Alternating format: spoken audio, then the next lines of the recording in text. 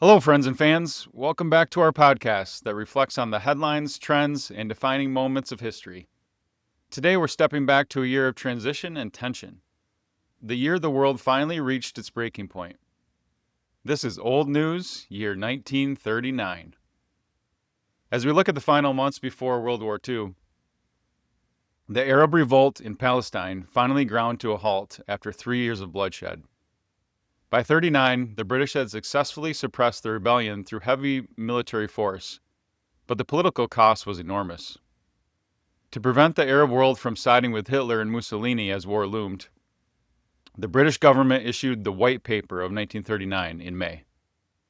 This was a massive policy shift. It severely limited Jewish immigration just as the Nazi threat was reaching its peak. And it effectively abandoned the idea of partitioning the land into two states. This decision was met with outrage by the Jewish community and did little to satisfy the Arab community. The end of the revolt in 39 didn't bring peace. It created a pressurized environment of resentment and desperation that would eventually explode in the 1948 war. It's a stark example of how short-term military solutions often plant the seeds for long-term regional instability. And the timing could not have been more devastating. A few days before the paper, the MS St. Louis had departed Hamburg, Germany, carrying nearly 1,000 passengers, almost all Jewish refugees fleeing Nazi persecution. They had papers, they had paid, they had done everything right. But when they arrived to Havana, Cuba, they were turned away. After appeals to the United States and Canada for entry were also denied, the passengers were forced to sail back to Europe. With the White Paper now slamming the door on Palestine, there was nowhere left to go.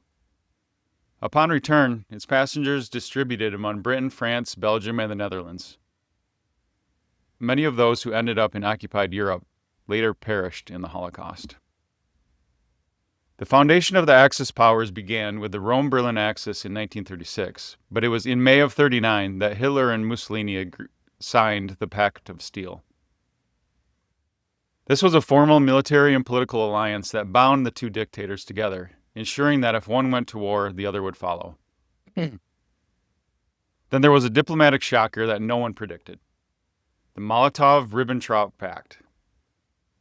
In August, fascist Nazi Germany and communist Soviet Union, bitter ideological enemies, signed a non-aggression treaty. To the outside world, it looked like a peace agreement, but in reality it contained secret protocols to carve up Poland and the Baltic states between them. This deal gave Hitler the green light to invade Poland without fearing a two-front war with Stalin, at least for a while. Then on September 1st was the detonation that would explode into a global war. At 4:45 a.m., the German battleship Schleswig-Holstein opened fire on the Polish transit depot at Westerplatte. This was the debut of the Blitzkrieg, or Lightning War, a terrifyingly fast coordination of Panzer tanks, motorized infantry, and Luftwaffe dive bombers that shattered traditional defensive lines. To justify the invasion to his own people, Hitler utilized a false flag operation known as the Gleiwitz incident, where German agents in Polish uniforms staged an attack on a German radio station. 2 days later, honoring their mutual assistance treaty obligations, Great Britain and France declared war on Germany. The Second World War had begun. On September 17th, the Soviet Union also invaded Poland, fulfilling the secret protocols of the Molotov-Ribbentrop Pact, signed just weeks earlier. Trapped between two Titan aggressors, the Polish military fought gallantly, but was ultimately overwhelmed. Warsaw fell to Nazi Germany on September 28th. By October, Poland was partitioned between Hitler and Stalin, and the world realized that the peace for our time, promised just a year prior, had been a tragic illusion. As the Wehrmacht, the German regular army, crossed the Polish border, they were followed by a shadow that the world has not yet prepared to understand: the Einsatzgruppen. These were mobile killing units of the SS, organized by Himmler and his deputy Heydrich. While the regular army fought the Polish military, these units moved through the rear, systematically liquidating anyone who could lead a future resistance. Priests, professors, politicians, and Jewish community leaders. This was the moment the mask of traditional warfare fell away. 1939 showed us that the SS wasn't interested in just winning a territory. They were interested in the total biological and cultural cleansing of that territory. It reminds us that in a totalitarian system, the most dangerous people aren't always the ones in the front lines, but the ones following behind with a clipboard and a list of names. After the declarations of war in September, everyone braced for immediate, devastating conflict. It never came. For nearly 8 months, lasting until April 1940, the Western Front was almost entirely quiet. No major land offensives, no dramatic battles, just an eerie stillness that left civilians and soldiers alike in a state of suspended anxiety. Both sides were cautious. France sheltered behind the Maginot Line. Britain sent troops to the continent, but avoided provoking a fight. And Hitler was consolidating gains east before turning west. So the term Phoney War was coined by American Senator William Burr, and it stuck. Some called it the Sitzkrieg, a play on Blitzkrieg meaning sitting war. But the war was far from phony economically.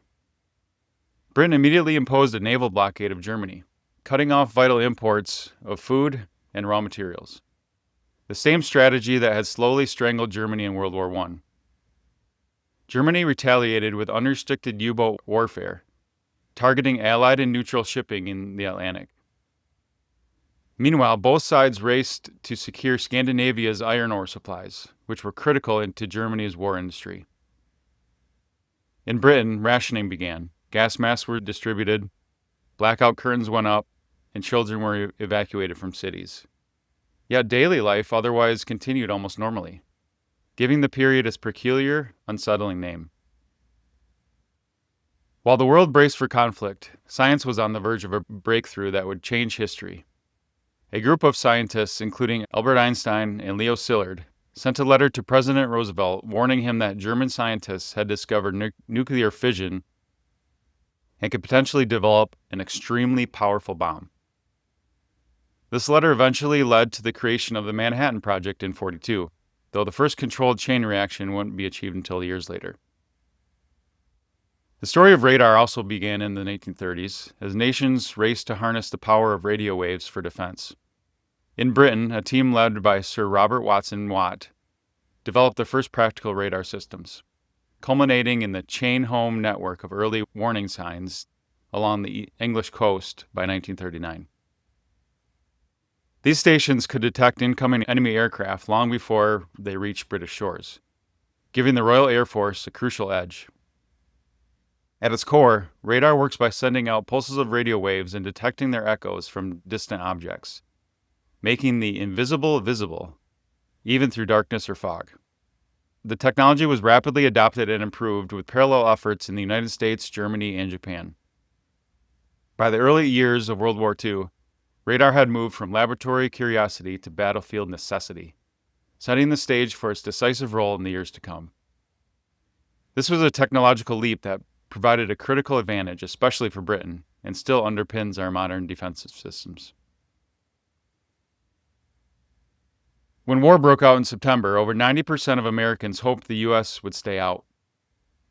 Yet Roosevelt fought Congress hard, believing the U.S. would eventually have to fight Germany, but recognizing most Americans still wanted nothing to do with European wars. Roosevelt made a determined push to end the arms embargo. In November, Roosevelt signed the Fourth Neutrality Act, and the United States took its first step toward becoming the arsenal of democracy. The new cash and carry provision allowed Britain and France to buy American arms as long as they paid cash and transported everything on their own ships, keeping American sailors out of the war zone. It was a clear legal fig leaf, technically neutral, practically tilted toward the Allies. So while the U.S. was mostly sheltered from the global conflicts, 1939 was a big cultural year. In April, the New York World's Fair opened, offering a glimpse into the world of tomorrow. It was here that the television was first introduced to the American public by RCA. Meanwhile, on the newsstands, a new kind of hero was taking over: Superman. Making his debut in Action Comics, the Man of Steel provided a much-needed symbol of strength and justice as the real world grew darker. Hollywood also reached its golden year in 1939. Audiences flocked to the theaters to see Gone with the Wind and The Wizard of Oz, films that pushed the boundaries of Technicolor in storytelling. These movies offered a vital escape as the sounds of marching boots in Europe grew louder. 1939 was the year the old rules stopped working. Appeasement had failed, neutrality was becoming a legal fiction, and the machinery of genocide was already rolling behind the front lines. As you reflect on the past, remember, those that fail to learn from history are doomed to repeat it. Keep listening for old and new episodes, and please follow, subscribe, share, rate, review, and we'll see you next time.